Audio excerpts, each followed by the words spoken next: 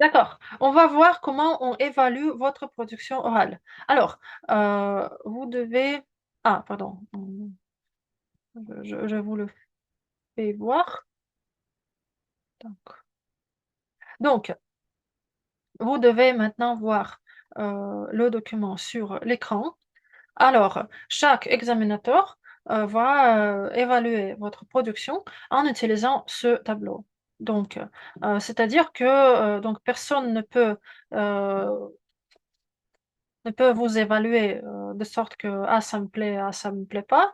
Donc, il y a des critères selon lesquels on doit évaluer chaque production. Donc, il y en a 5.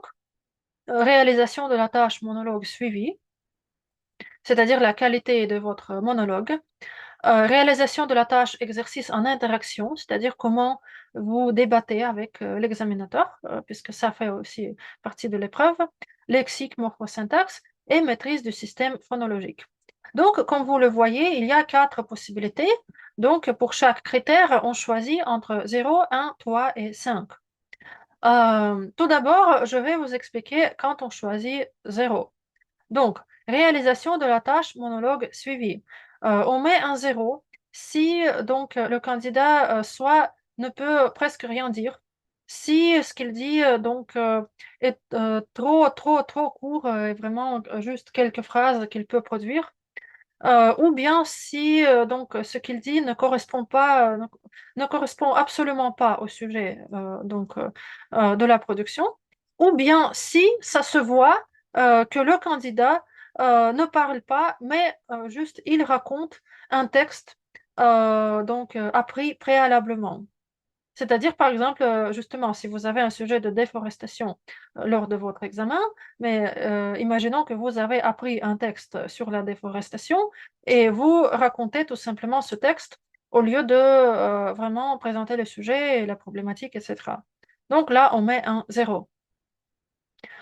Pour le débat, on met un zéro si le candidat ne répond pas vraiment aux questions ou s'il répond s'il ne comprend pas les questions de l'examinateur, s'il donne des réponses mais qui ne correspondent pas à ce qui a été demandé. Bon, des questions, s'il vous plaît.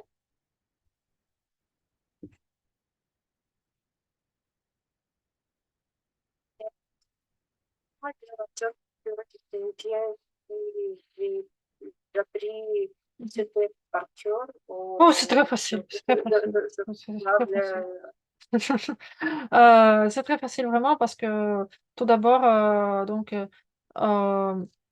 il est tout à fait normal qu'on fasse des pauses, par exemple, quand on parle, qu'on est obligé de rechercher des mots, qu'on est obligé de réfléchir, etc. Mais si c'est un texte appris, ça se voit toujours. C'est vraiment comme un élève qui répond sa leçon au tableau, comme une poésie, je sais pas, ou quelque chose. Donc, ça se voit. D'habitude, ça se voit.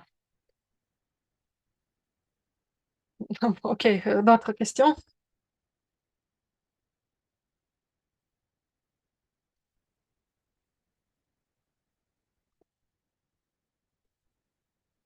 Mhm. D'accord. Bon.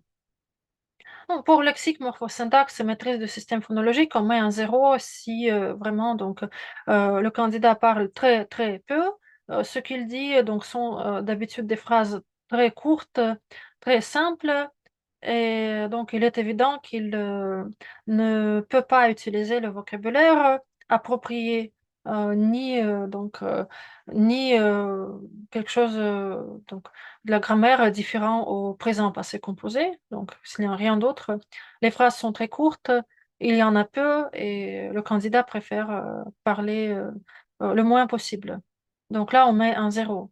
Par contre, si quand même euh, le candidat donne une réponse, disons, normale, donc une réponse convenable, on choisit entre ces 3 possibilités qui restent. Donc, ce que signifie en dessous du niveau ciblé, en dessous du niveau ciblé. Alors, en dessous, то есть ниже, да, требуемого уровня, en dessous du niveau ciblé, ce n'est pas vraiment le niveau B2, mais presque. Je vous signale en dessous du niveau ciblé, c'est presque le B2.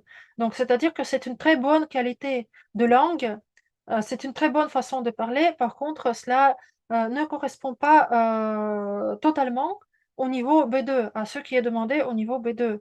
Donc, même une très bonne réponse peut, avoir, de l'évaluation comme en dessous du niveau ciblé. On choisit B2 quand c'est normal, mais avec quelques petites erreurs, et on choisit B2+ quand c'est, disons, idéal. C'est parfait, c'est idéal. C'est vraiment, non, c'est vraiment aucune, donc aucune remarque, aucune erreur, donc tout est parfait. Et pour ces 3 possibilités, donc en dessous du niveau ciblé, mais presque B2, B2 et B2+, donc il y a une description dans ce tableau.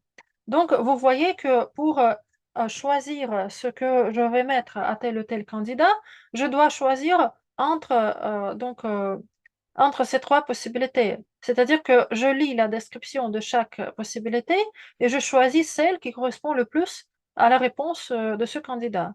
OK? То есть есть ответ, да, я читаю как бы 3 варианта, да, как бы описание этого ответа и думаю, какому варианту ответ в наибольшей степени соответствует. И исходя из этого я выбираю, да, что я поставлю.